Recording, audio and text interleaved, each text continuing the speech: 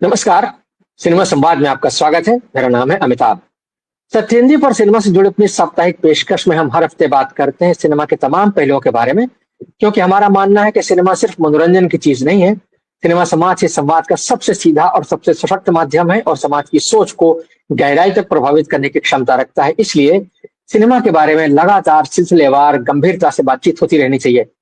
आज सिनेमा संवाद की इस कड़ी में हम बात करने वाले हिंदी फिल्मों के एक ऐसे गीतकार के बारे में जिनके गाने उनके गुजर जाने के बाद, उनके गुजर जाने की भी अर्ध शताब्दी हो जाने के बाद भी आज उनके गाने नई पीढ़ी के लोगों को भी उतना ही लुभाते हैं जितना कि उस जमाने में, जिस जमाने में वो लिखे गए थे, 50s में, जब वो उन्होंने अपना काम शुरू किया।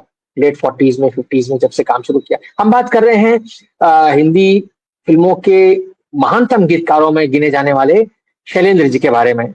शैलेंद्र जी, जिनका कि हिंदी सिनेमा के गानों में जो एक गीत साहित्य जिसको हम बोलते हैं, एक गीतकार के तौर पर उनका जो योगदान है वो ठीक उसी तरह से जैसे कि हिंदी साहित्य में किसी बड़े लेखक का या बड़े कवि का, बड़े निबंधकार का या बड़े गद्यकार का योगदान होता है या गिना जाता है, ठीक उसी तरह से हिंदी सिनेमा के पर्दे पर जो गाने हमको बरसों से सुनाई देते रहे हैं और जिन्होंने हमारी जिंदगी को, यानी आम आदमी की जिंदगी को, वो जिस भी पीढ़ी का रहा हो, उसको कहीं ना कहीं हर मोर्चे पर प्रभावित किया है, उनमें शैलेंद्र का नाम बहुत आगे है। ऐसे गीतकारों में जिन्होंने कि उस तरह के गीत लिखे जिनकी वजह से लोग फिल्मों को पसंद करते हैं, जिनकी वजह से फिल्मों को याद किया जाता है।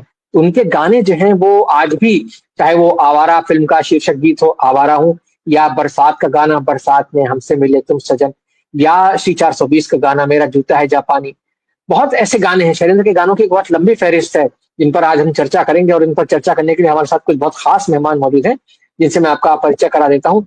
हमारे साथ आज मौजूद हैं शैलेंद्र जी के बेटे दिनेश शंकर शैलेंद्र।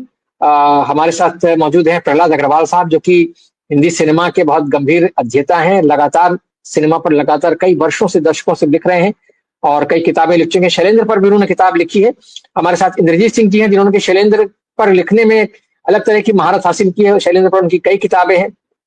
अजय ब्रह्मात्मा जी हैं, जो कि हिंदी फिल्मों के बहुत वरिष्ठ समीक्षक हैं और दर्शकों से हिंदी समीक्षा कर रहे हैं हिंदी में फिल्मों की।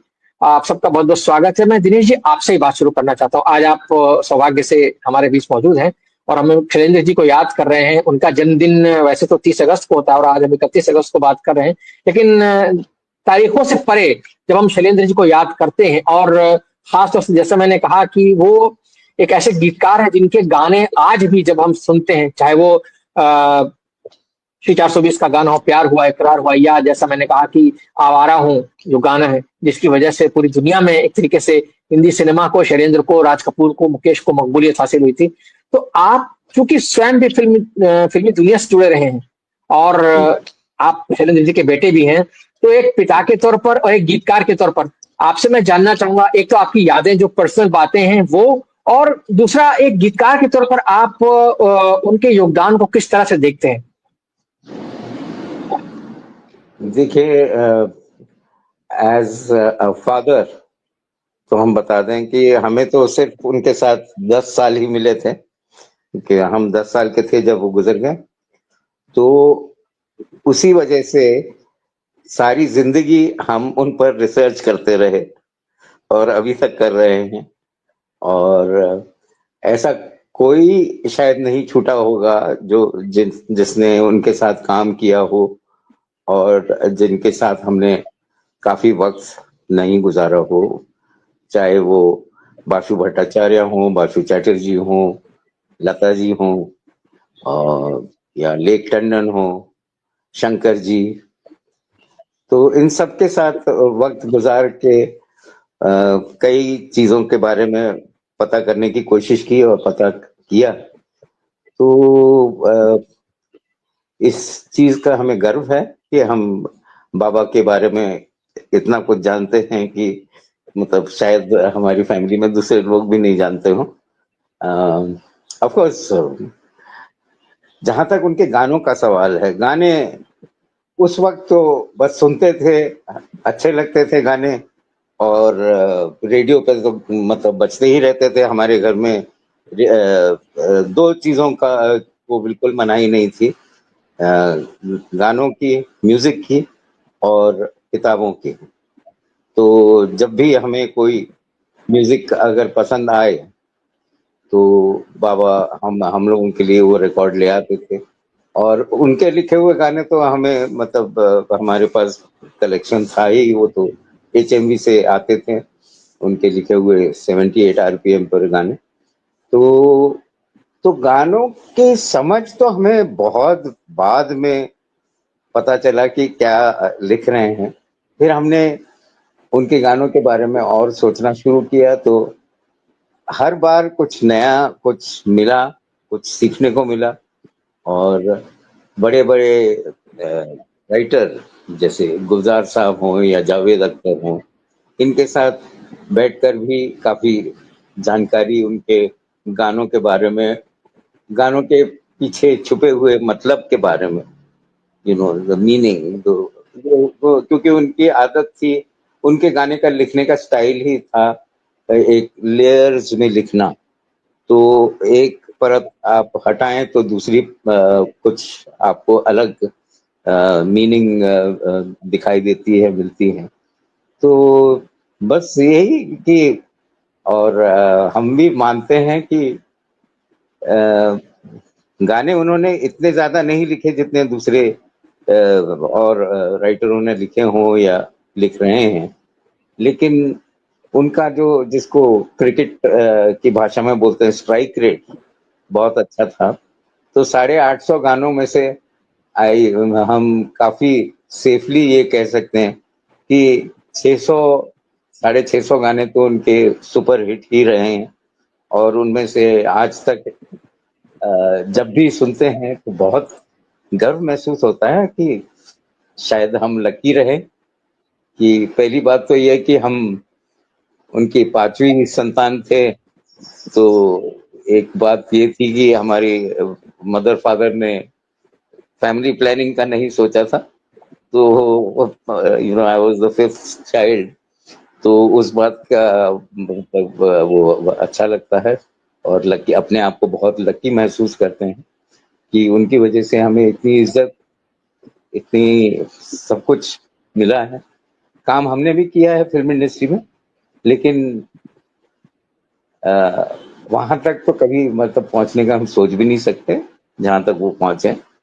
आज से हमारे गुजरने के 5 साल 10 साल बाद तक लोग शायद थोड़ा बहुत याद रखेंगे, लेकिन ऐसा नहीं कि 60 साल गुजर जाने के बाद ऑलमोस्ट अगला साल हो जाएगा उनको गुजरे हुए 60 साल। तो 60 साल के बाद भी लोग उनके गाने गाएं, सुने और इतनी प्रशंसा करें और ऐसी मीटिंगें करें, तो डेफिनेटली बहुत अच्छा लगता है। जी। जी, बहुत बहुत अच्छी बात आपने कही। मैं एक एक आपसे जानना चाहूँगा, एक पिता के तौर पर, चूँकि आपने कहा कि आपको 10 साल उनके साथ बिताने का मौका मिला और आप सबसे छोटी संतान थे। तो पिता के तौर पर आपकी क्या स्मृतियाँ हैं? कैसा आपने जो भी जितना भी समय आपको मिला उनके साथ बिताने का, जब से आपको मतलब याददाश्त आपकी याद आपकी चले जाती है, तब से आप जो है उनके अंतिम दिनों तक क्या वो यादें हैं जो आपको अभी तक आपकी स्मृति में है और कैसे आप उनको हम तक साझा करना चाहेंगे? देखिए, सबसे छोटे होने की वजह से हम बहुत ही ज्यादा बिगड़े हुए भी थे।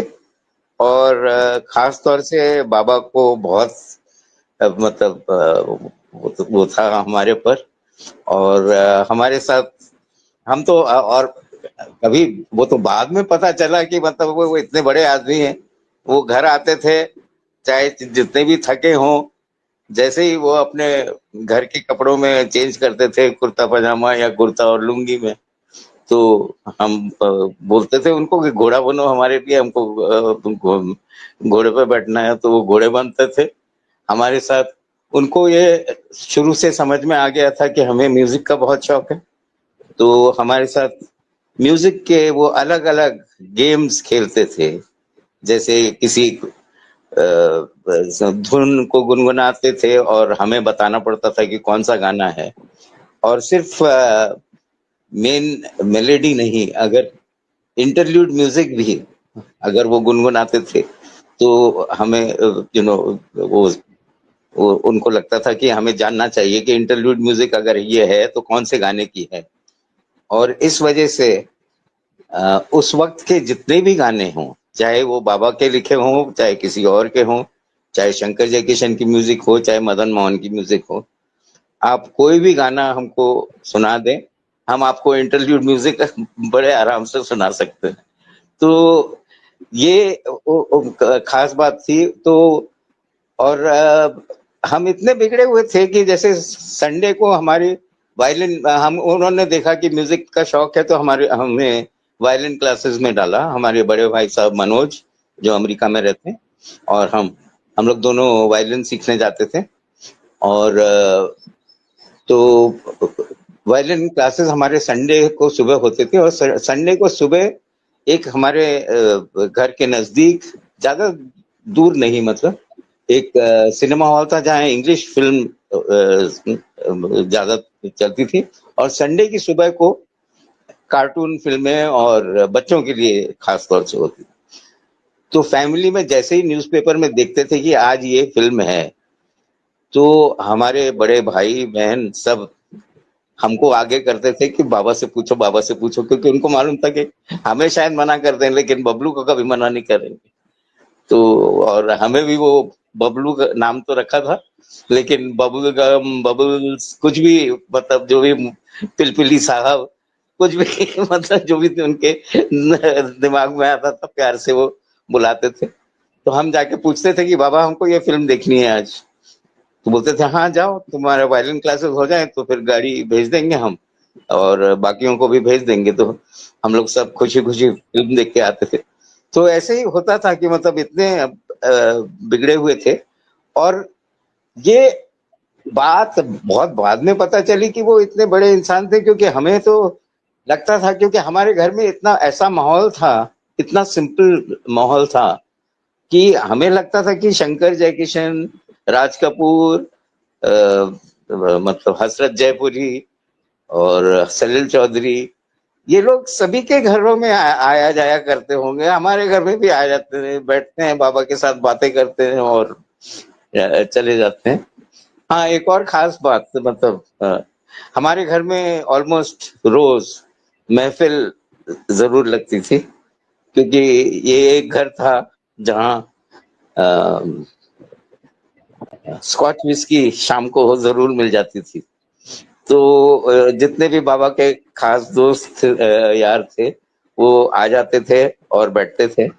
और हाँ, उस टाइम पे इतना हमको याद है कि हमारी मम्मी बहुत स्ट्रिक्ट थी, तो उनका ये था कि 10 बजे के बाद कोई नहीं बैठेगा इधर, तब तक हम भी आपको कुछ ना कुछ किचन में से कुछ नाश्ता वाश्ता बना के दिया करेंगे। लेकिन एक तो भाषा पर सब ध्यान दें, क्योंकि हमारे बेटे वहाँ, हमारी बहनों को तो रूम में कर दिया जाता था, वो अपना सो जाते थे, और हम लोग लड़कों को अलाउड था। और शायद 5 साल की उम्र से I was an expert at pouring drinks, मतलब हम परफेक्ट पैग बनाते थे। और हमें बारटेंडर की नौकरी मिली हुई थी।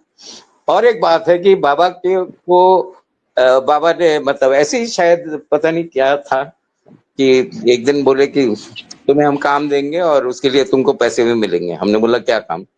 बोला रोज हमारी पेन में इंक तुम भरोगे, और 30 रुपए महीना फिक्स हुआ था, शायद 1 रुपया दिन का। वो पैसे कभी हमको मिले नहीं शायद हमारी मम्मी ने कुछ गड़बड़ कर दी, लेकिन हम बड़े उससे। और एक खास बात थी कि वो, उनको क्रॉसवर्ड करने का बहुत शौक था। तो हम भी क्यूरियोसिटी में पूछते थे उनसे कि कैसे करते हैं क्रॉसवर्ड, तो उन्होंने सिखाया। और उसका नतीजा ये है कि आज भी अगर, मतलब डिफिकल्ट क्रॉसवर्ड तो मुश्किल नहीं बात कर रहे हैं, जैसे मिड डे और दूसरे न्यूज़पेपर्स में आता था क्रॉसवर्ड, वो हम 10 मिनट के अंदर अभी आज भी अगर सॉल्व करने बैठे तो सॉल्व कर सकते हैं। तो इस बात का बहुत ध्यान दिया जाता था कि पढ़ाई और म्यूजिक इसमें कोई कमी नहीं होनी चाहिए। तो बस हम मतलब पहले भी हमने कहा है और अभी भी फिर से कहेंगे कि हम बिगड़े हुए थे। तो मतलब हमारी हमारी जो भी हम बोलते थे वो बात मान ली जाती थी और हो जाती थी जो भी मांगते थे। एक बहुत ही खास वो याद है हमें कि हम लोगों के नेबर्स थे कापड़ियास, जो डिम्पल के कजिन्स लगते थे, डिम्पल कापड़िया के। तो उनके पास एक एयरगन थी। तो एयरगन हम लोग लड़के लोगों को बहुत मजा आता था एयरगन से खेलना।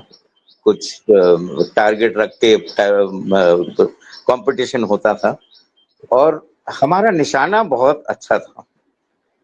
तो एक दिन हमने उनसे रिक्वेस्ट करके उनकी गन हमने ली थी। हमने बोला 2-3 दिन हम रखेंगे। तो बोला कि ठीक है। तो हम ऐसे ही गन लेके बैठे हुए थे। बाबा हम शायद तब पता नहीं क्यों पर हम लोग दोनों अकेले थे घर में। तो बाबा आए, बोला कि सुना है तुम्हारी एम बहुत अच्छा है। हमने बोला सबसे अच्छा है ये सब लड़कों में। तो बोले कि अच्छा, तो एक काम करते हैं, ये माचिस का डब्बा हमारा हम इधर रखते हैं, अगर एक शॉट में तुम इसको उड़ा दो तो कल तुम जाके अपनी खुद की एयरगन तुमको मिल जाएगी। उन्होंने माचिस का डब्बा रखा, हमने गोली चलाई, माचिस का डब्बा उड़ा और अगले दिन वो एयरगन हमको मिली जो आज तक हमारे पास है। जी। बहुत सुंदर, बहुत प्यारी यादें आपने साझा की। बहुत शुक्रिया आपका इन पलों को जो आपके जीवन का अंतरंग हिस्सा है उनको हम तक, हमारे दर्शकों तक पहुंचाने के लिए। और हम आगे भी आपसे बात करेंगे अगले चक्र में भी, जब हम उनकी शख्सियत के बारे में और उनके काम के बारे में और पहलू। इंद्रजीत जी, आपके पास आता हूँ। जो अभी दिनेश जी ने बात कही और उन्होंने शुरुआत में एक बड़ी इंटरेस्टिंग बात कही कि ये बात बहुत बाद में जाकर के पता चली कि वो कितने महान गीतकार थे। शैलेंद्र की खासियत यही है जो उनकी सादा दिली है, जो सादा बयानी है, लेकिन उसमें जो जो उन्होंने बात कही दिनेश जी ने कि लेयर्स में वो लिखते थे कि आपने कुछ एक बात लिखी है और उसमें जो है वो जब तक आप दूसरी परत उगाड़ेंगे नहीं उसकी, तब तक आपको उसका शायद एक गहराई जो उसकी है वो समझ में नहीं आएगी। होंगे राजे राजकुमार हम बिगड़े दिल शहजादे, जो अभी ये बात कर रहे थे कि हम बिगड़े बच्चे थे, तो मुझे उनकी लाइन याद आ रही थी। तो आपसे मैं जानना चाहूँ, क्योंकि आपने बहुत शैलेंद्र जी पर काम किया है, बहुत किताबें लिखी हैं आपने, काफी तारीखी काम है आपका। तो पहली बात यह है कि आपको शैलेंद्र जी पर इतना काम करने की क्यों सूझी? आप हिंदी सिनेमा में बहुत सारे गीतकार हैं, बहुत अच्छे से गीतकार हैं और उनके समकालीन गीतकारों में भी तमाम सारे अच्छे लोग हैं और सबका कोई किसी से कम नहीं है। ये नहीं कह सकते कि कोई किसी से 19 है, लेकिन ये कि शैलेंद्र जी का जो काम है, जैसे कि उस जमाने में उर्दू में लिखने वालों की एक बड़ी धूम थी और काफी अच्छे साहिर लुधियानवी थे, कैफी आजमी थे, तमाम सारे लोग थे, मजरूर सुल्तानपुरी वगैरह सब लोग थे। लेकिन हिंदी में लिखते हुए और बहुत आम जबान में लिखते हुए, दिल का हाल सले दिलवाला, इस तरह के गाने उन्होंने लिखे। तो क्या आप क्यों मतलब उनकी तरफ मुड़े और फिर आपको क्या लगता है कि क्या जो गीतों का राजकुमार उनको कहा जाता है, तो क्यों कहा जाता है उनको इंद्रजीत जी? धन्यवाद अमिताभ जी। हमारे बड़े भाई दिनेश शैलेंद्र जी बैठे हुए हैं, हम लोगों के मित्र आदरणीय प्रहलाद अग्रवाल जी, अजय ब्रह्मात्म जी और इस चैनल से जुड़े हुए सभी दर्शकों श्रोताओं को मैं नमस्कार करता हूं।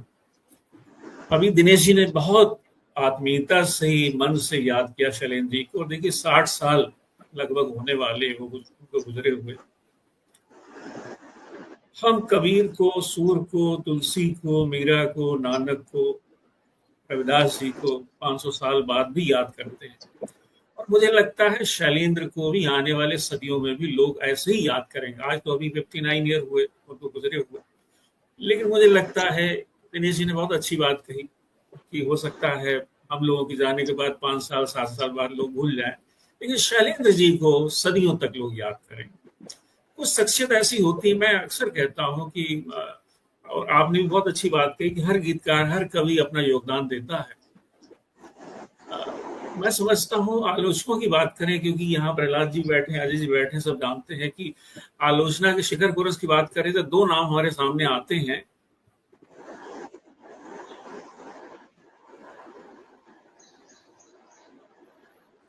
जी बोले। ये पता नहीं कैसे थोड़ी देर के लिए हट गया था।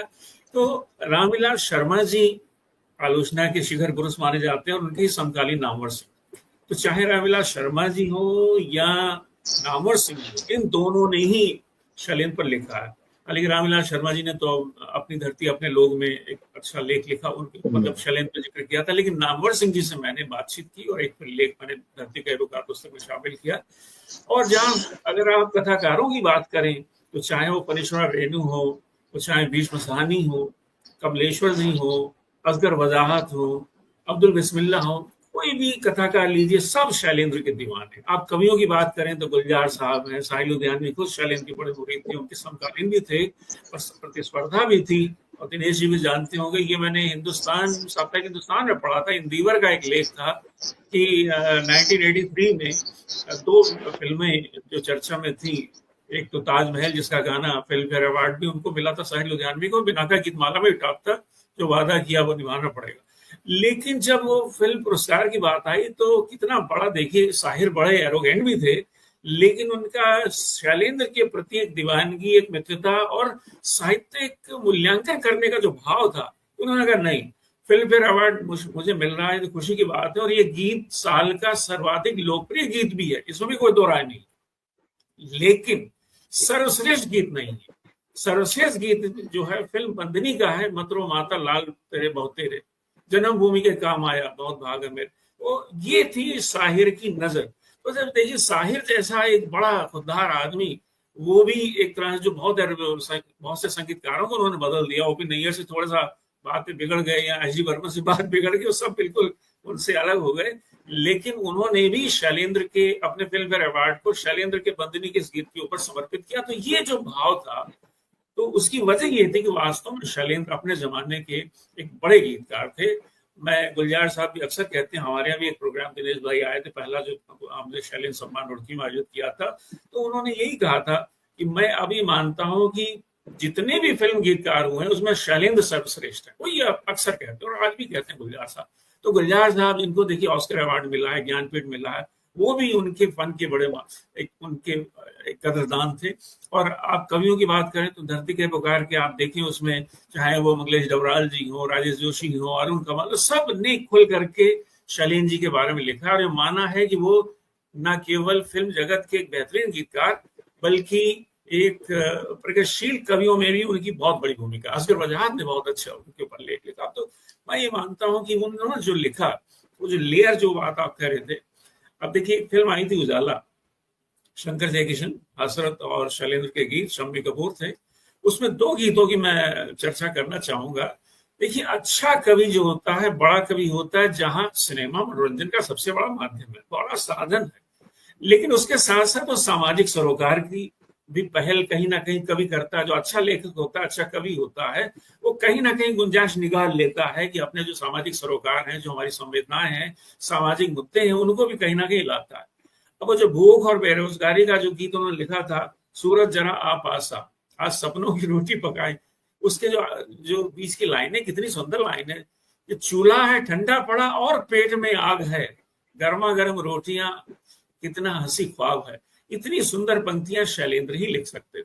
और ये गीत आज भी देखिए 60 साल बाद हम उसको 60 से भी क्या 65 साल हो गए, ये 58 या 59 में फिल्म आई थी मुझे लगता है उजाला, और आज देखिए 65 साल से ज्यादा समय हो गया, लेकिन इस गीत की चर्चा हमेशा होती है।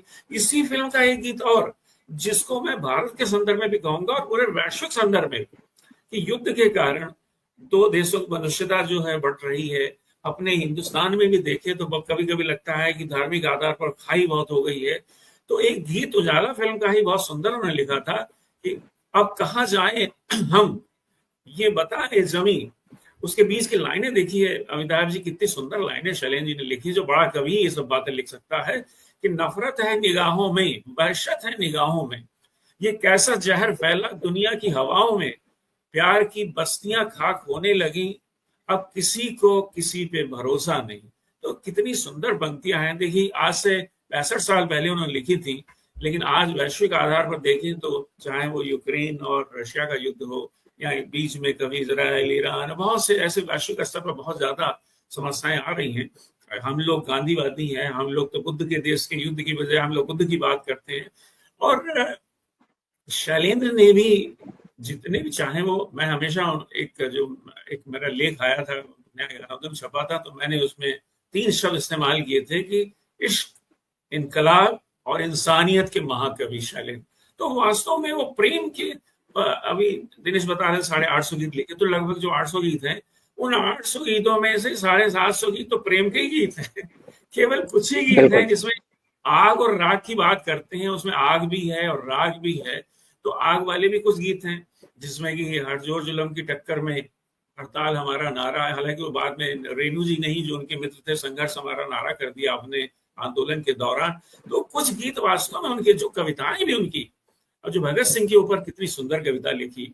कमलेश पांडे जो दिनेश जी के बड़े अच्छे मित्र हैं, हम सब उनके बड़े प्रेमी हैं।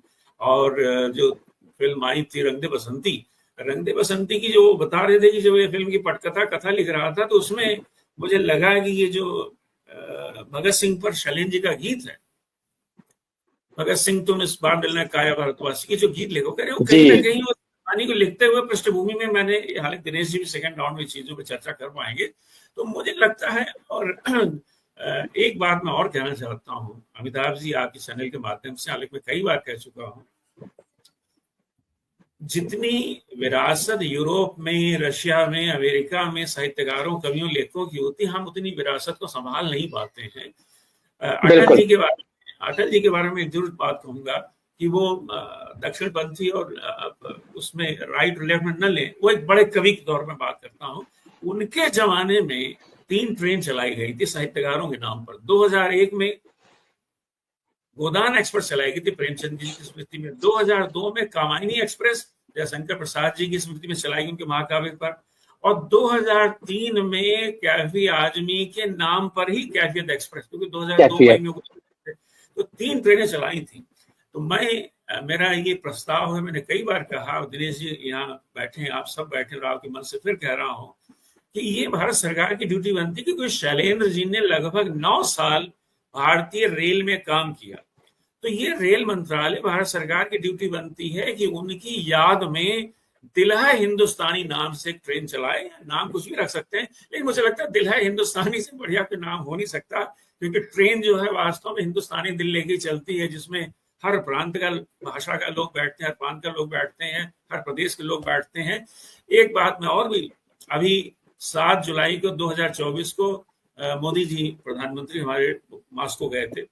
वहां पर उन्होंने, देखिए यही राज कपूर का जो 2 गाने वहां बहुत फेमस हुए, एक तो आवारा हूं, दूसरा गाना था मेरा जूता है जापानी, ये पतलून इंग्लिस्तानी।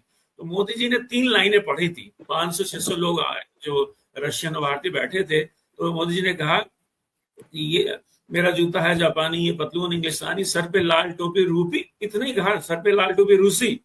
और पूरी जनता, जो 500 लोग बैठे थे, सब बोले फिर भी दिल है हिंदुस्तानी। तो ये जो मुझे लगता है कुछ गीत ऐसे होते हैं, आप एक लाइन पढ़े, दूसरी लाइन ऑडियंस की तरफ जाती है। तो इस शैलेंद्र के गीतों की सबसे बड़ी खूबी ये है कि उनके, ये जावेद अख्तर ने एक बार, अभी जब जन्म शताब्दी हुई उनकी, तो पुरस्कार उनको दिया गया, तो उन्होंने कहा कि शैलेंद्र शायद मुझे लगता है अकेले गीतकार हैं कि जिनके मुखड़े ही नहीं, उनके अंतरे भी लोगों को याद है। तो ये एक बड़ी कामयाबी है शैलेंद्र के गीतों की। तो आपको मैं बड़ा आभार व्यक्त करता हूँ कि आप हर बार, हर सप्ताह किसी न किसी कवि, गीतकार, लेखक के ऊपर चर्चा करते हैं अमिताभ जी, और आपके हवाले से, आपके मन से फिर लाखों लोग सुनते भी, हजारों लोग सुनते हैं। तो मैं शैलेंद्र जी को 102वीं जयंती पर याद करता हूँ। आने वाले समय में मुझे जो याद पड़ता है, 25 से ज्यादा किताबें शैलेंद्र जी पर अब तक लिखी जा चुकी हैं। 5 तो मेरी हैं, प्रहलाद जी की एक है, अमला जी ने लिखी है, और दिनेश जी लिख रहे हैं, और यूनुस खान की बड़ी अच्छी किताब अभी आई है। तो लगातार चली जा रही हैं, और हम चाहते हैं कि नए किताबें आती रहें। और डाक टिकट तो जारी हुआ है, लेकिन भारत सरकार के द्वारा उनके नाम पर कुछ पुरस्कार भी शुरू करना चाहिए, कम से कम ट्रेन चलाए, हम तो ये चाहते हैं।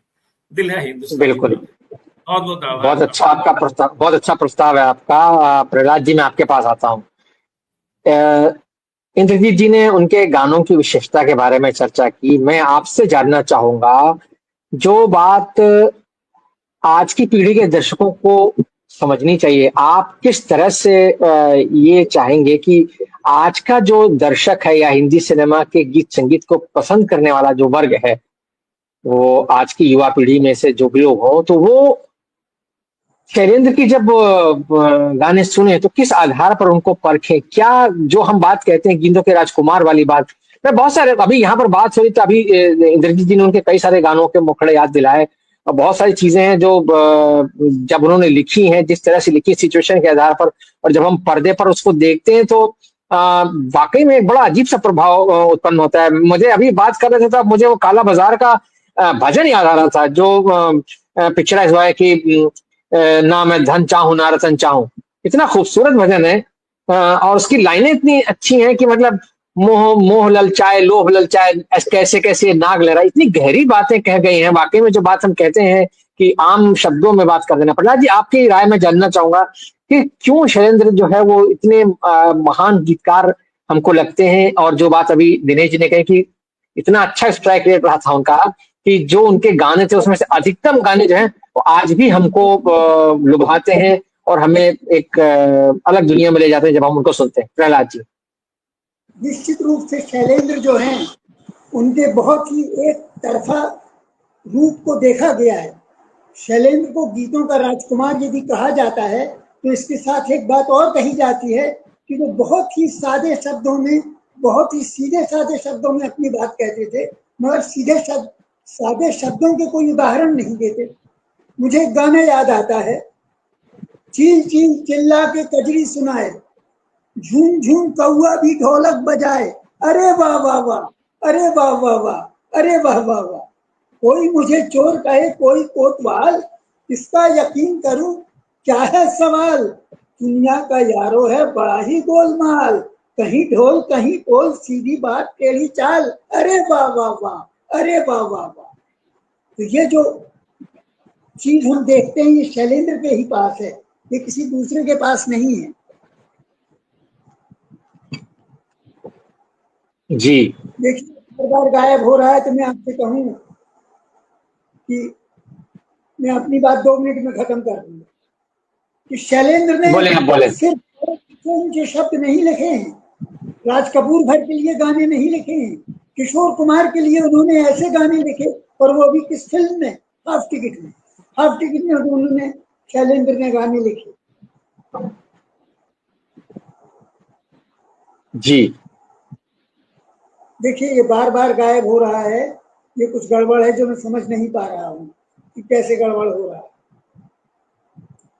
तो शैलेंद्र के गानों को एक तरफ से देखने का जो रवाज चला, और उन्हें सिर्फ यही कि चूल्हा है ठंडा पड़ा और पेट में आग है, गर्मा गर्म रोटियां कितना हसीन ख्वाब है, ये बातें बहुत लोगों को नहीं मालूम है। मगर बहुत लोगों को ये नहीं मालूम है कि शैलेंद्र ने एक फूल चार कांटे में रॉक एंड रोल के लिए भी एक गाना लिखा था, और वह रॉक एंड रोल पर जो गाना लिखा था वो बड़ा अद्भुत गाना था, और वह था कि कैसे सेल्विस रॉक एंड रोल थे, उनके लिए उन्होंने गाना लिखा था, बहुत ही अद्भुत गीत था। शैलेंद्र ने बिमल रॉय के लिए, जॉनी वाकर के लिए गाना लिखा। ये बार बार गायब हो रहा है तो मुझे बोलने में जरा दिक्कत हो रही है। कोई बात नहीं, आप बोलते रहे, हम सुन पा रहे हैं आपको। आपकी आवाज आ रही है, बोलते रहिए। आपके पास तो बिमल रॉय के लिए उन्होंने गाना, जंगल में मोर नाचा किसी ने ना देखा, हम जो थोड़ी सी पी के जरा हाय रे सबने देखा, सबने देखा। तो ये जो उनके गीत थे जो बहुत हल्के फुल्के गीत थे, ये हल्के फुल्के गीत नहीं थे, इनमें उन्होंने जीवन से जुड़ी हुई बड़ी बड़ी शानदार बातें कही। मेम दीदी फिल्म का एक गाना मुझे याद आता है कि जिसमें उन्होंने ऋषिकेश मुखर्जी के लिए लिखा, और तनुजा गा रही है, तनुजा गा रही है कि कुत्ता चिल्ला रहा है काव काव काव, अरे आ तू दूध रोटी खाओ खाओ खाओ, और क्यों करता है हाव हाव हाव। तो शैलेंद्र ने इस तरह के गाने लिखे। शैलेंद्र ने सिर्फ राज कपूर के लिए गाने नहीं लिखे, शम्मी कपूर के लिए भी लिखे। और क्या लिखे, चाहे कोई मुझे जंगली कहे, कहने तो जी कहता रहे। और उन्होंने ये भी लिखा कि अय्या करूं मैं क्या सूकू सूकू। तो ये गाने हल्के नहीं थे, इनका कभी लंबा समय हो, कभी लंबी बात।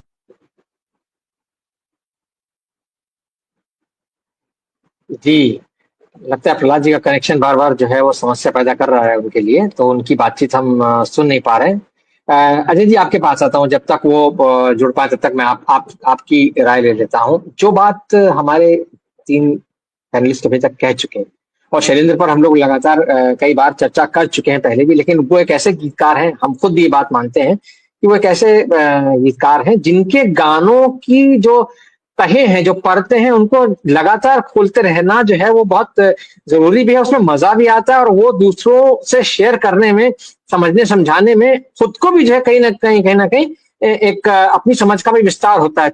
आपने शैलेंद्र को जो उनके गाने सुने हैं, या जो जो जिस तरह का काम है उनका, क्या आप उनका आकलन करते हैं? जैसे अभी यहाँ पर बात हो रही थी, उन्होंने भगत सिंह पर जो कविता लिखी, जो कि दरअसल एक फिल्मी काम नहीं है, उनका गैर फिल्मी काम है, तो इसीलिए उनको हिंदी साहित्य में जो गीतकार है, कवि है, जो जिनको हम साहित्यिक नजरिए से देखते हैं, तो शैलेंद्र जो है उनको फिल्मी गीतकार के नजरिए से देखा जाता है। लेकिन जो जिस तरह का साहित्य उन्होंने रचा है कि भगत सिंह तुम इस बार न लेना काया भारतवासी की, ये जो कहना है, ये अपने आप में बहुत बड़ी बात है।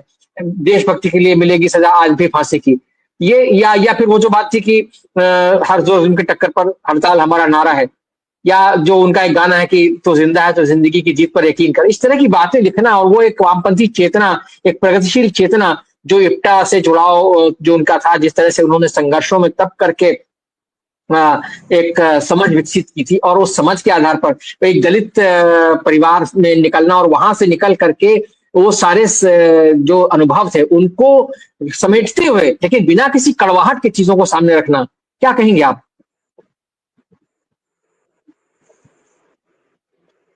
अनम्यूट कर लीजिए अपने आप को, अनम्यूट कर लीजिए अजय जी। हाँ, तो आप सभी को नमस्कार, दर्शकों को नमस्कार, और सारे गुणीजन और उनके बेटे बोल चुके हैं।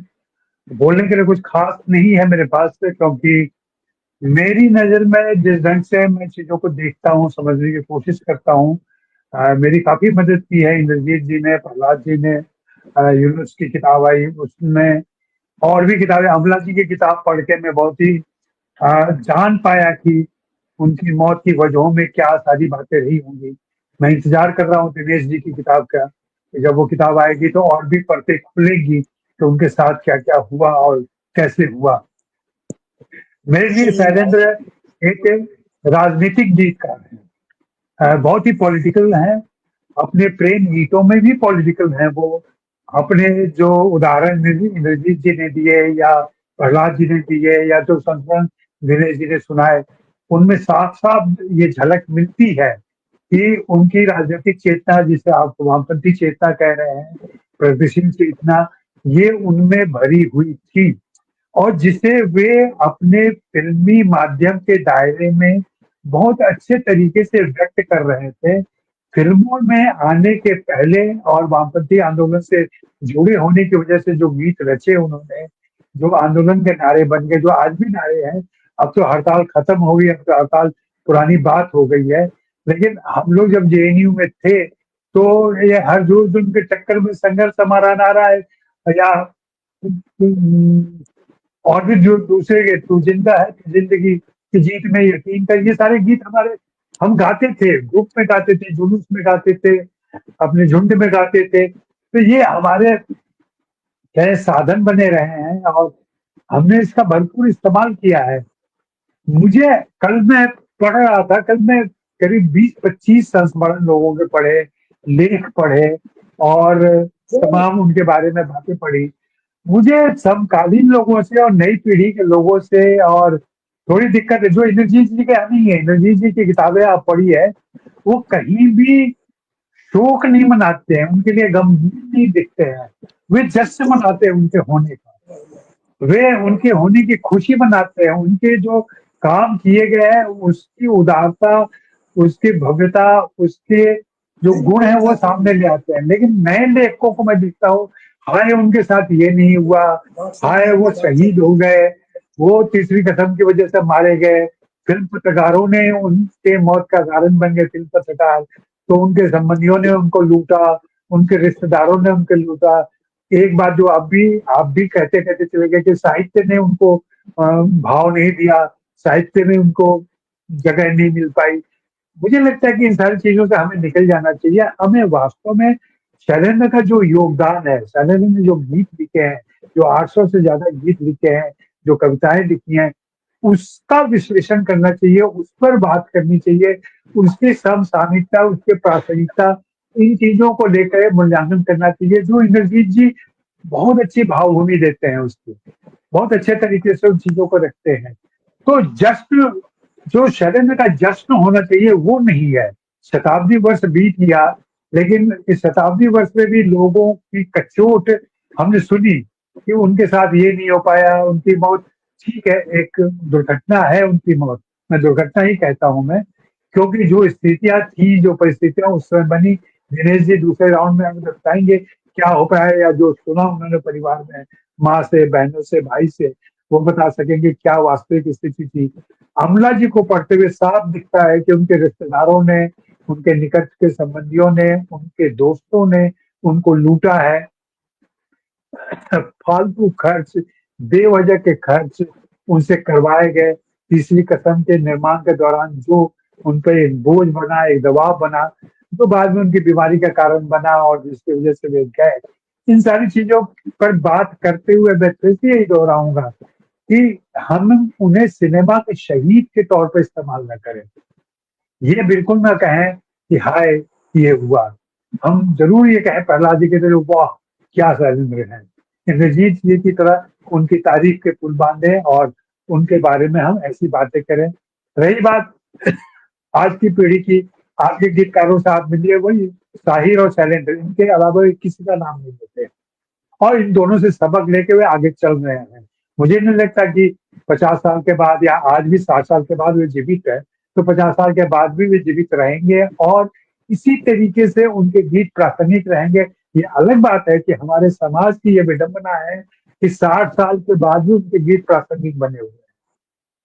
वो असमानता बनी हुई है, वो तड़प बनी हुई है, वो सारी मुश्किलें आज भी 60 साल पहले वाली है। तो देश के तौर पर, समाज के तौर पर हमारे यहाँ कोई प्रगति नहीं, यह अफसोस की बात है। एक तरफ लेखक की कल्पना और लेखक की चेतना की बात हम कह सकते हैं, तारीफ कर सकते हैं, लेकिन दूसरी तरफ हमें इस समाज को लेकर के दुख होना चाहिए कि ये समाज 60 साल के बाद आज भी वही है जहां शैलेंद्र के गीत थे, जिस समसामयिक मुद्दों को लेकर रचे गए थे, उनकी सामयिकता आज तक बनी हुई है। ये बड़े अफसोस की बात है। तो हमें ये भी देखना चाहिए कि क्या वजह है कि ऐसा है।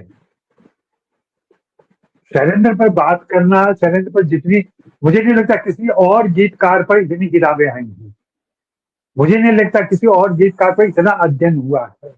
मेरी छोटी सी समझ ये बताती है कि अगर तीसरी कसम उनकी जिंदगी में नहीं आई होती, रेणु से उनका संपर्क नहीं हुआ होता और साहित्य वाला टच उनके कैरियर में नहीं आया होता, तो इतने सारे साहित्यकार और इतने सारे साहित्य प्रेमी उनके गीतों की तरह के ऐसे दीवाने नहीं होते जैसे आज हैं। तीसरी कसम एक बहुत बड़ा फैक्टर है उनकी प्रासंगिकता को बनाए रखने के लिए, उनको जीवित रखने के लिए और उनको साहित्यकारों से जोड़ कर रखने के लिए, साहित्य प्रेमियों से जोड़ कर रखने के लिए और साहित्य में ले जाने के लिए। तो मुझे लगता है कि देर सवेर तो होगा ही। देखिए अब दुनिया मिट रही है, तमाम विधाएं एक दूसरे में मिल रही हैं, निश्चित रूप से आने वाले समय में उनकी कविताएं पढ़ाई जाएंगी, उनके गीत पढ़ाए जाएंगे, उन पर शोध तो हो ही रहे हैं। जहां तक मुझे मालूम है कि बिहार में मिडिल स्कूल में उनकी एक कविता पढ़ाई जाती है।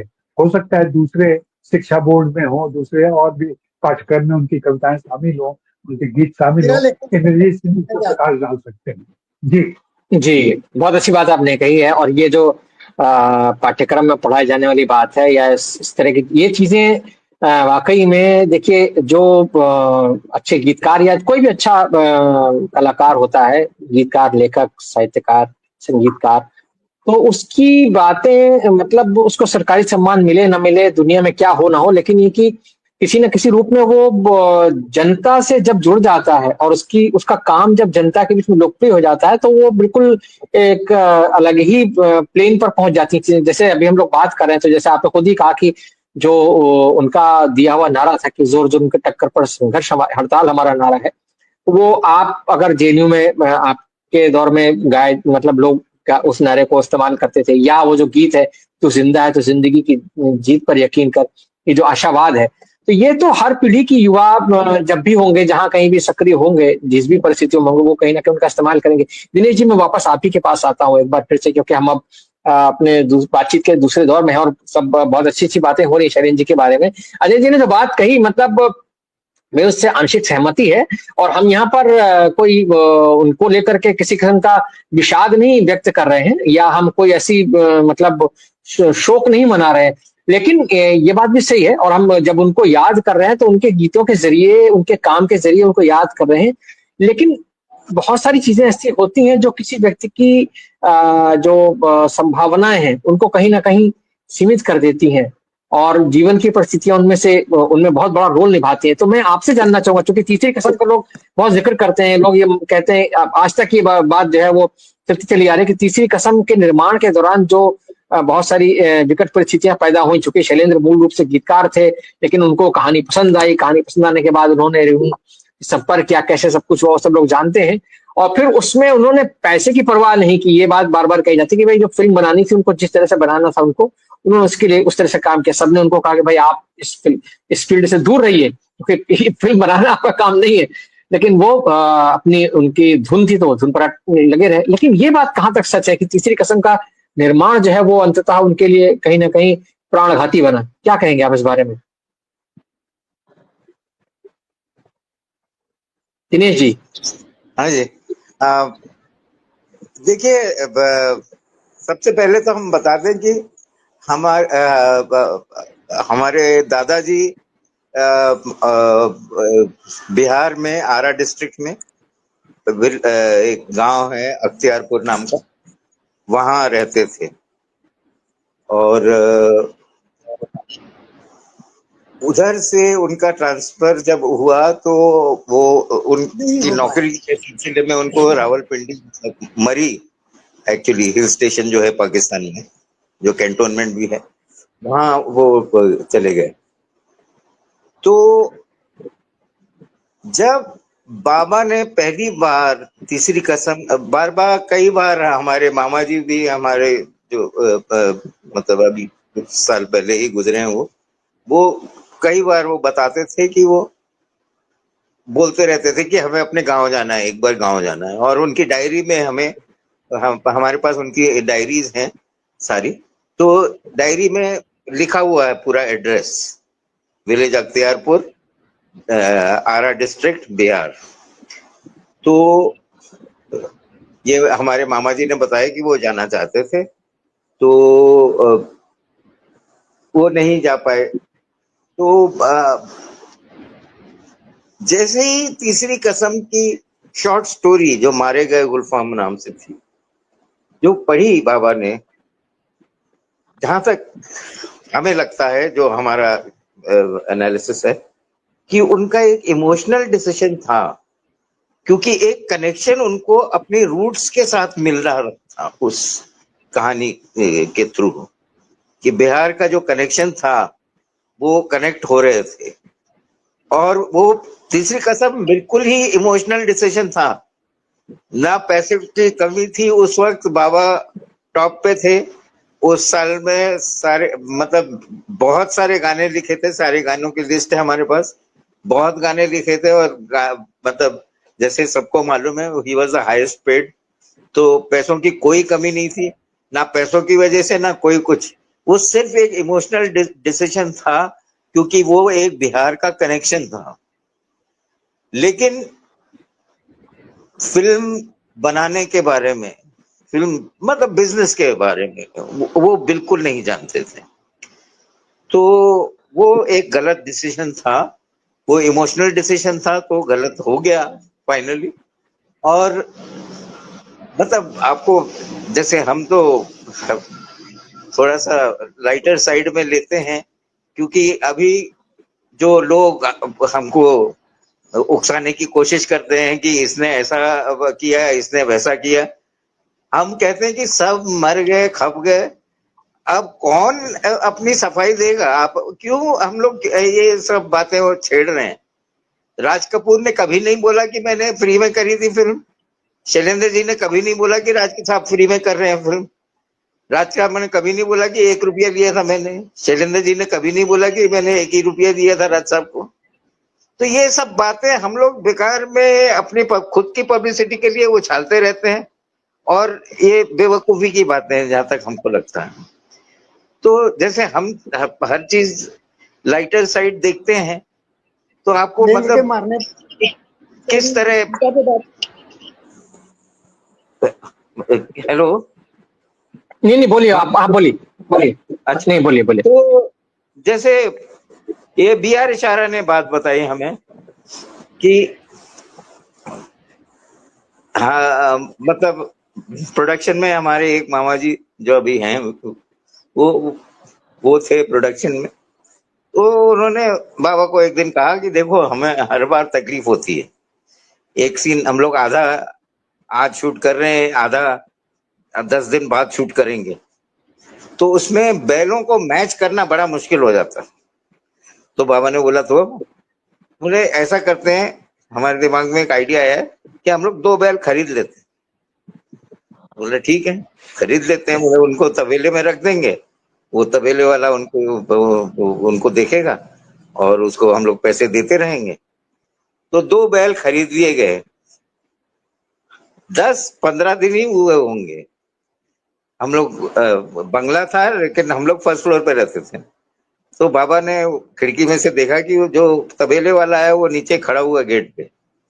तो खुद उतर के गए नीचे, पूछा, क्यों भाई तुम इतने रुआसे होके क्यों खड़े हो? तो उसने कहा कि आपके दोनों बैल मर गए। तो बाबा मुस्कुराए, बोला ये तो मुझे मालूम था होने वाला है। खैर कोई बात नहीं है, आप इतनी चिंता मत करो, बैल ही मरे, आप टेंशन मत लो, आप जाओ। तो ऐसे ऐसी चीजें हुई हैं, और ये साफ तौर पे मतलब चीटिंग हुई है, पैसे लोगों ने बनाए, कोई जरूरत नहीं थी। और ये BR इशारा जो असिस्टेंट थे उस फिल्म में, और जिन्होंने हमारे हिसाब से काफी क्रेडिट तीसरी कसम का BR इशारा को जाना चाहिए, क्योंकि वो डायरेक्शन डिपार्टमेंट में वो एक ही आदमी थे जिनको फिल्म बनानी आती थी। बासु भट्टाचार्य सीख रहे थे, बासु चैटर्जी को तो बिल्कुल ही नहीं आता था, और एक कमल सहगल थे, वो नए नए थे। तो BR इशारा ने ये बताया कि बिना जाने की कौन सी जरूरत थी आउटडोर शूटिंग के लिए, इतनी दूर, बम्बई के कहीं थोड़ा सा बाहर निकल जाओ तो आपको रास्ते, कच्चे रास्ते मिल जाएंगे जहां बैलगाड़ी चलती है। आपको सिर्फ वो लाइट के पोल अवॉइड करने हैं, और क्या करना है। तो ऐसे ऐसी चीजें हुई, उनको बीना ले गए बासु भट्टाचार्य ने, और हमारे मामा जी ने बोला कि बीना चलें, वहीं शूटिंग करेंगे। तो हमारा पूरा खानदान, मतलब आज तक हमने एज एन असिस्टेंट और एज इंडिपेंडेंटली काफी फिल्में की हुई हैं, लेकिन आज तक हमने नहीं देखा कि आउटडोर शूटिंग पे एक प्रोड्यूसर अपनी फैमिली को लेके आता। अगर कभी बीवी को ले आया तो मुश्किल से, वो भी बहुत कम दिखा। लेकिन हमारा तो पूरा का पूरा खानदान उधर जमा हुआ था बीना में, और सबका खर्चा बाबा उठा रहे थे।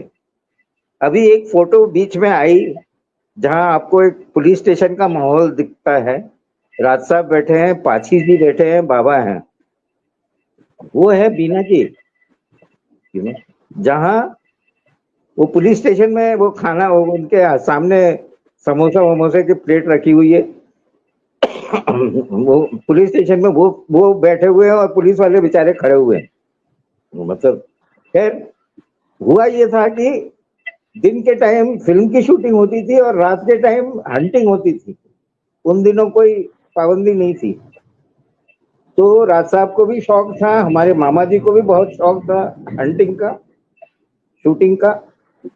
तो दिन में कैमरे से शूटिंग होती थी, रात को गन लेके जीप में बैठ के निकलते थे ये लोग। पाची साहब ने नील गाय समझ के किसी की भैंस मार दी, उस आदमी ने कंप्लेन किया, तभी वो पुलिस स्टेशन में बैठ के वो समझौता वो कर रहे थे, कॉम्प्रोमाइज। और नेचुरली एक्टर ने मार दिया है भैंस को, तो पैसे तो प्रोड्यूसर ही देगा, कॉम्पनसेशन तो प्रोड्यूसर ही देगा। तो ऐसी ऐसी चीजें बनते बनते बनते बनते, और बाबा मुस्कुरा देते थे, बाबा को मालूम था क्या हो रहा है क्या नहीं हो रहा। तो ये उनको सब कुछ मालूम था एक्चुअली। जब हम पीछे मुड़कर देखते हैं तो हमें पता लगता है कि ही न्यू क्या हो रहा, लेकिन वो शायद पता नहीं उनको, उनका इतना बड़ा दिल था कि क्या था। अभी आप देख लीजिए कि जैसे दुनिया बनाने वाले क्या तेरे मन में समाई, तूने काहे को दुनिया बनाई, ये मुखड़ा था। इस सिचुएशन के लिए गाना रिकॉर्ड हो चुका था, लता मंगेशकर का गाया हुआ। उस गाने के वर्ड्स भी हमारे बाबा के हैंड राइटिंग में हमारे पास हैं, रहना घिरी कजरारी। वो गाना रिकॉर्ड हो चुका था, लेकिन मजरू साहब से बात करते करते उन्होंने वो मुखड़ा सुना और मजरू साहब को बोला, मजरू साहब ये मुखड़ा मुझे चाहिए, मेरी सिचुएशन में फिट होता। तो मजरू साहब ने बोला तुम्हारा मुखड़ा होगा, तो मजरू साहब का मुखड़ा लिया, बाबा ने कंप्लीट किया गाना। लेकिन क्योंकि मजरू साहब का मुखड़ा था, इसलिए नाम उसमें हसरत जयपुरी का आता है रिकॉर्ड पे। और हम, अगर बाबा ने नहीं कहा कहीं, तो हम बेवकूफ होंगे अगर हम चारों तरफ ये फैलाते रहे बात कि भाई लिखा था बाबा ने या ऐसा था। ये बहुत ही बेवकूफी की बात है। तो बाबा ने जानबूझ के, क्योंकि मजरू साहब का मुखड़ा था, इसलिए उन्होंने अपना नाम नहीं दिया, हसरत जयपुरी का नाम दिया। और वो फिर गाना इतना खूबसूरत है कि आज तक लोग बिलीव ही नहीं करना चाहते हैं कि वो हसरत जयपुरी ने लिखा हुआ गाना। तो ऐसी कई चीजें हुई। और हर चीज में पैसे तो लोगों ने मतलब शुरू से बनाने शुरू किए थे। और बहुत ही आप अब राज साहब के बारे में लोग बोलते हैं ऐसा है वैसा है। अब कौन, मतलब क्यों हम लोग उसमें जाएं, जैसे मतलब जी डॉक्टर जी बोलते हैं कि हम लोग को उनकी जिंदगी जो उन्होंने लाइफ 43 इयर्स की जी है, उसको हम लोगों का जश्न मनाना चाहिए। हम लोग को मतलब हर आदमी का वो होता है कि मतलब आप ये काम करोगे, और उन्होंने अपना काम कंप्लीट किया। बिल्कुल उनकी डायरी में, उनके वर्ड्स में लिखा हुआ है। ये एक तरफ जो ट्रेड मैगजीन वाले लोगों ने जो रिव्यू लिखा है कि फॉरगेट द पिक्चर, हाँ, दूसरे पेज पे बाबा ने लिखा है it will be a hit. तो वो अब 6 महीने बाद हुई, साल भर बाद हुई, वो बात और है, पर जो उन्होंने लिखा था वो उन्होंने सच साबित तो हुआ। तो जी वो उनको यही था, मतलब नेचुरली कोई भी इतने प्यार से, इतने जान लगा के, दुनिया भर से पैसा लेके, हाई रेट ऑफ इंटरेस्ट पे, उनके खुद के कोई काम नहीं आया। विट्ठल भाई पटेल जी ने उनकी चिट्ठियां थी हमारे पास, हैं शायद, ऑफर किया था कि बोलो क्या तकलीफ है, हमको बताओ। और विट्ठल भाई जी उस टाइम के मतलब करोड़पति आया आदमी, मतलब 1960s में। सागर, आधा से ज्यादा सागर उन्हीं का था एक्चुअली, उनकी फैमिली। तो बाबा ने मना कर दिया कि नहीं, मैं कंप्लीट कर दूंगा, अपने आप कर दूंगा।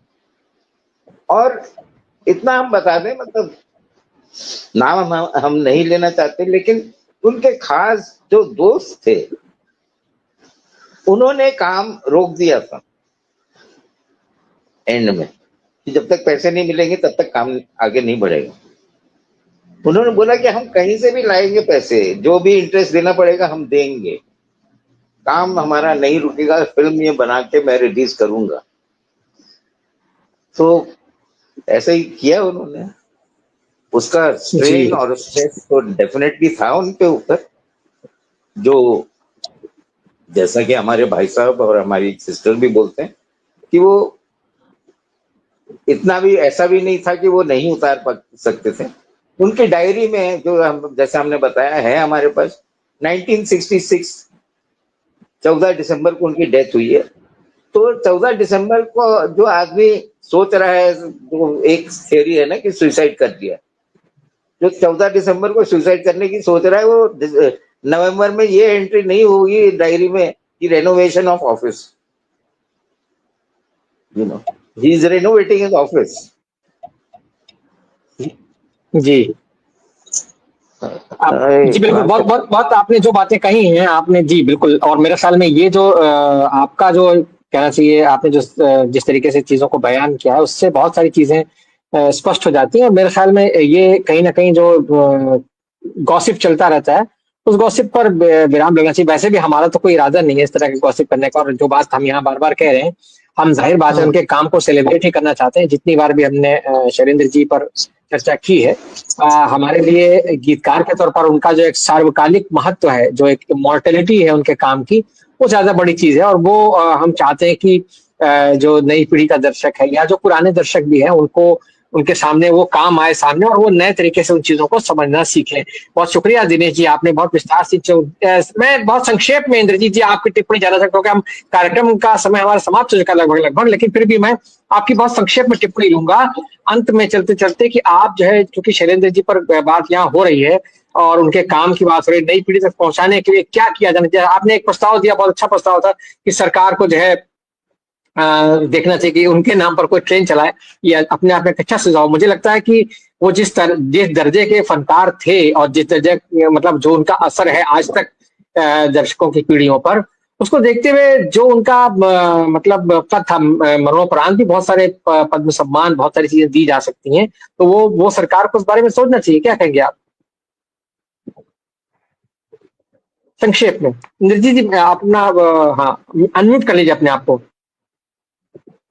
अनम्यूट कर लीजिए इंद्रजीत जी। जी जी जी जी हाँ, जी दिनेश जी भाई ने, बहुत संक्षेप में। अजय जी ने, सबने बहुत अच्छी बातें कही। मैं बिल्कुल इस बात से सहमत हूँ कि उनके नाम पर जो पुरस्कार वगैरह, जो पद्म पुरस्कार हैं, भारत रत्न मान लो, कुछ लोग कहते हैं कि तो भारत रत्न संभव नहीं है, तो पद्म विभूषण देना ही चाहिए इतने बड़े गीतकार को, जिसका एक वैश्विक महत्व। आप देखिए अरब कंट्रीज में चले जाएं या सोवियत संघ उस जमाने में होता था, अब तो खैर 1990 के बाद वो रशिया अलग, वो 15 देश अलग हो गए हैं।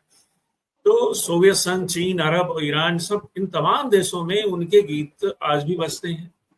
आज भी आप चले जाएं, आज भी रशिया में चले जाएं तो उनके दो गीत बहुत, मेरा जूता जापानी और आवारा हूँ अभी बहुत लोकप्रिय। हालांकि ये गाना अनजान साहब का भी, जिमी जिमी आजा आजा, ये ज्यादा लोकप्रिय है। मैं समझता हूँ मिथुन चक्रवर्ती के कारण बहुत लोकप्रिय हुआ।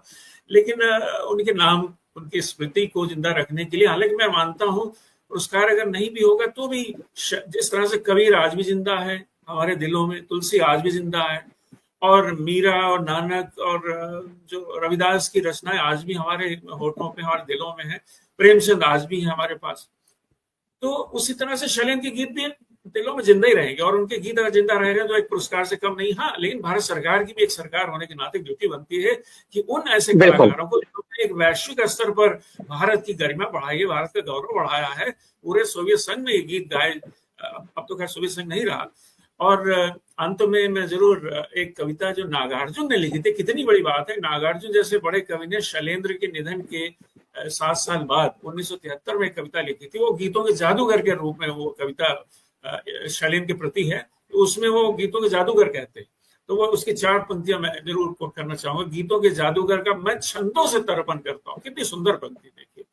अपने युग की व्यथा कथा ही कड़ियों में ढलती जाती थी, जाने कितना ने भरा था, बाती थी जलती जाती थी, गीत तुम्हारे गूंज रहे थे अब भी लाख लाख कानों में, होंठ तुम्हारे फड़क रहे हैं छाया छवि की मुस्कानों में। सच बतलाऊं तुम प्रतिभा के ज्योति पुत्र थे, छाया क्या थी, भली बात देखा था मैंने, दिल ही दिल थे, काया क्या थी। तो कितनी हालांकि लंबी करता बहुत है सुंदर। इसी के जी साथ जी, साथ बहुत बहुत और शुक्रिया, बहुत शुक्रिया इंद्रजीत जी। जी जी, बहुत बहुत अच्छी बात आभार। आपने कही। और जी जी जी, नागार्जुन का जो आपने उनकी जो कविता सुने, अजय जी आपकी टिप्पणी अगर आप कुछ कहना चाहते हो संक्षेप में तो।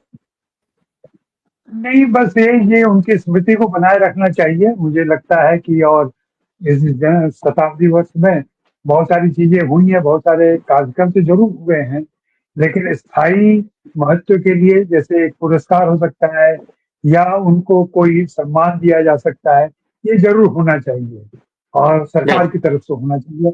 बिहार सरकार भी बिल्कुल, इसे पहल कर सकती है, टैलेंट सम्मान शुरू कर सकती है, कुछ भी हो सकता है। जी जरूर बिहार सरकार, बिल्कुल सही कहा आपने, बहुत अच्छी बात आपने कही, क्योंकि आरा से उनका संबंध है, बिहार के आरा से। और वो जैसा कि दिनेश जी बता रहे थे कि वो अपने पैतृक भूमि जाना चाहते थे, नहीं जा पाए, तो मेरे ख्याल में बिहार से जो उनका जुड़ाव रहा है उसको कहीं ना कहीं। प्रहलाद जी आप कुछ कहना चाहेंगे अंत में, चलते चलते संक्षेप में? प्रहलाद जी आपको अनम्यूट कर लें अपने आप को, माइक आपका। हाँ हाँ हाँ हाँ, बोलिए बोलिए बोलिए शैलेंद्र की बोलिए। मौत, यदि कोई गुनहगार हैं तो वही लोग हैं जिन्होंने शैलेंद्र की तीसरी कसम को रिलीज नहीं होने दिया, और शैलेंद्र की तीसरी कसम को बनाते वक्त उनकी छाती पर चढ़ बैठे और उन्हें पैसे से तरह तरह से चूसा। और मेरे पास इसके बहुत सारे जी, वाकयात हैं, वो बहुत बात सारी चीजें मेरे हैं। ख्याल में, हाँ, वो मेरे ख्याल में दिनेश जी ने काफी विस्तार से उस बारे में चर्चा कर दी है। मैं बस आपसे चलते चलते आपकी राय जानना चाहता हूँ। जो हाँ बात कही है, वो बातें जी जी, उन्होंने पिता की तरह कही, एक व्यापारी की तरह नहीं कही। उनको एक व्यापारी की तरह लूटा गया था। एक दिनेश अपने पिता के लिए भावुक हो सकते हैं, मगर हम लोग भी उनके प्रति इतने भावुक हैं। शैलेंद्र के मरने को यदि वो समय 10 साल के थे तो मैं भी 19 साल का था, और मैं अपने स्कूटर पर बैठकर 1966 में मानसरोवर सिनेमा इलाहाबाद में देखने के लिए जबलपुर से इलाहाबाद गया था तीसरी कसम देखने के लिए। तो शैलेंद्र को जितना मान उनके बेटे देते हैं, उससे कम मान शैलेंद्र सम्मान स्थापित करने वाले इंद्रजीत सिंह नहीं देते। और इंद्रजीत सिंह ने बिल्कुल जो सही कहा किया, आपने। यही ये बहुत बड़ी बात आपने कही, और यही उनकी ग्रेटनेस है, ये शैलेंद्र जी की शख्सियत का। बिल्कुल आपने बहुत अच्छी बात कही है। और मैं चाहता हूँ कि ये चीज हम याद रखें, और हमारे दर्शक भी इस बात को याद रखें कि वो इतने बड़े कलाकार थे कि जो भी तमाम बातें सरकार ने क्या किया, परिवार ने, मित्रों ने, किसी ने कहीं कुछ किया नहीं किया, लेकिन जो उनका काम है, वो काम जो है वो जिस तरह से आज के दर्शकों तक जरा आप पहुंच रहा है, आज की। बंद करें तो मैं एक जी जी बात जी, कहूँ। हाँ बोलिए बोलिए बोलिए, संक्षेप में समाप्त करें, बिल्कुल। शैलेंद्र के बारे में मेरा आर्टिकल, शैलेंद्र के बारे में मेरा पाठ 10वीं कक्षा में एनसीईआरटी की 10वीं कक्षा में आज भी 15 साल से पढ़ाया जा रहा है। 15 साल से जी पढ़ाया जा रहा है। मेरा लिखा हुआ तीसरी कसम के शिल्पकार शैलेंद्र, और आज भी उसे पढ़ाया जा रहा है, 15 साल से पढ़ाया जा रहा है। बहुत अच्छी बात है ये, और ये आपने बहुत अच्छी ठीक है, सूचना फिर दी कभी हमें होगा, कि, फिर और कभी ये कम बात से कम। करेंगे। जी बिल्कुल बिल्कुल, जरूर जरूर जरूर, ये देखिए, ये जो बात हमारे दर्शकों से मैं कहना चाहता हूँ कि वो इस महत्व को समझें कि सिनेमा के जरिए हमारे लोग जो सिनेमा से जुड़े हुए, वो कितना अच्छा काम कर गए हैं, किस तरह से पुराने गीतकार, फिल्मकार, संगीतकार, गायक, लेखक, अभिनेता, वो जो काम कर गए, जो उसकी जो उसका जो कालजयी महत्व है, उसको समझें और उसको सहेजें, उसको सराहें, उसको, उसके बारे में लगातार चर्चा करें, लगातार उनकी जो कहना चाहिए सामाजिकता, इंपॉर्टेंस, जैसे कि आज हम अभी जब बात कही यहाँ पर कि भाई किस तरह से उस दौर के गाने को आज के समाज के जो माहौल से जोड़ा। अभी जब इंद्रजीत जी कह रहे थे, उजाला के गाने की बात कर रहे थे कि वो एक जो नफरत की बात हो रही है, तमाम सारी बातें, या जो प्रेम की बातें उन्होंने कही है, जो आध्यात्मिकता की बातें, फिर भी रहेंगी निशानियां। तो ये जो चीजें हैं, इनको हमारे दर्शकों को समझना चाहिए, उनको समझना चाहिए, और सिनेमा को एक गंभीर विधा की तरह बरतते हुए उसके बारे में लगातार चर्चाओं में उत्सुक रहना चाहिए। आप सबको बहुत बहुत धन्यवाद इस बहुत शानदार बातचीत के लिए, और दर्शकों का भी बहुत शुक्रिया कि उन्होंने इस बातचीत को बहुत सब्र के साथ देखा सुना। हम फिर किसी नए विषय के साथ हाजिर होंगे, तब तक